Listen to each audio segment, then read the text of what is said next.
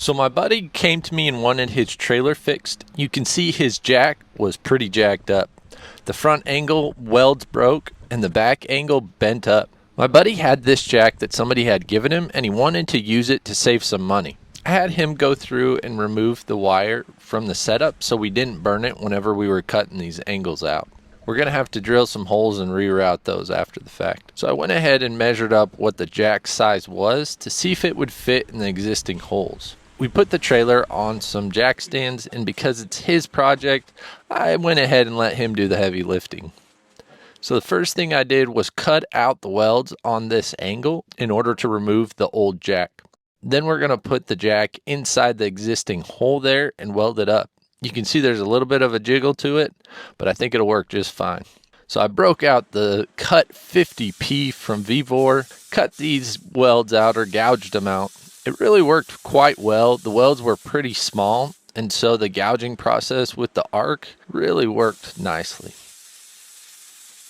Brought in the heavy lifting and just whacked this piece of angle iron and the welds out to completely remove.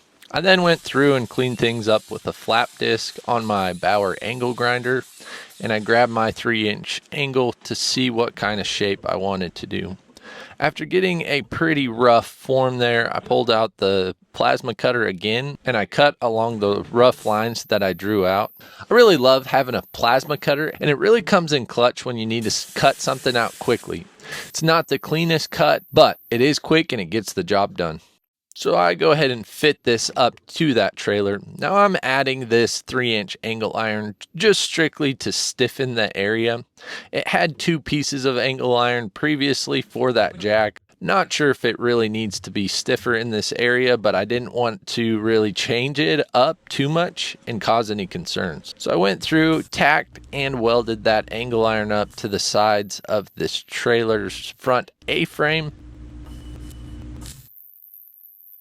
Next step was to weld the jack in place. I made sure to get the right height, asking my buddy if that was somewhere where he wanted to put it, and he agreed. So I tried to clean up the paint for the welding process on my bench sander, but you can see it was pretty narrow window of material that was taken off. So I grabbed an angle grinder, put that jack in my homemade bench vise here, and I hit it with the Nico 80 grit.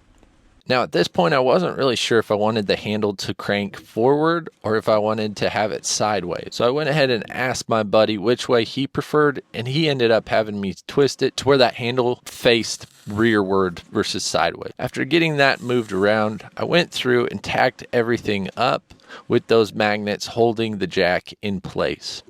After tacking it in place, I had my buddy come back and test it out just to make sure it was how he kind of expected the feel and operation of it to go. Now we did think through the fact that the height was critical to make sure that this trailer could be jacked high enough for his truck. So we tested out how far it would extend here. We then went out to his truck and measured the height of his ball.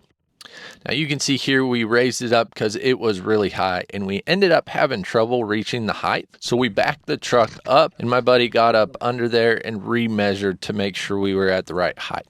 Ended up we were good, so I went ahead and performed the welding out process of getting this jack installed. If you're enjoying the video so far, go ahead and hit that subscribe button if you want to see more videos like this one.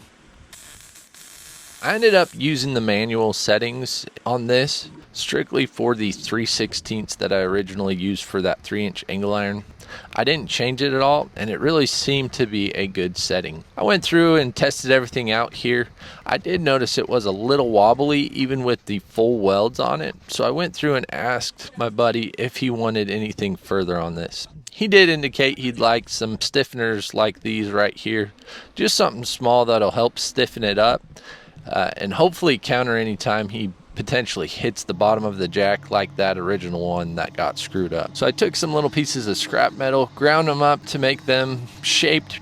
When quality counts, Mooseworks is the guy. and my buddy knows it. So I tack up these gussets just right using my magnet there and the Mig Max 215. I really wanted to make sure the welding and the heat input into this jack wasn't going to screw it up. I was slightly concerned that we were going to deform the outside of the jack to the point that it wouldn't operate, but that never ended up happening. I made sure to sequence my welds, kind of work around and not concentrate everything on one side versus the other.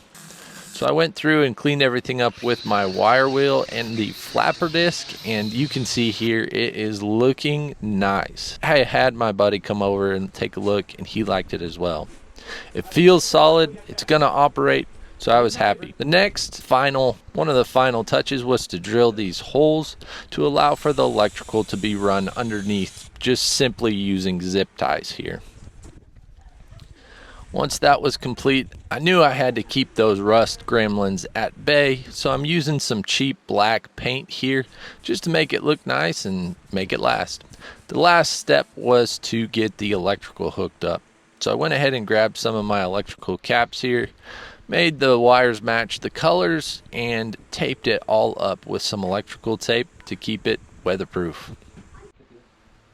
We got this bad boy hooked up after doing this, and you can see it looks nice, and my buddy was happy, and so he drove away into the sunset.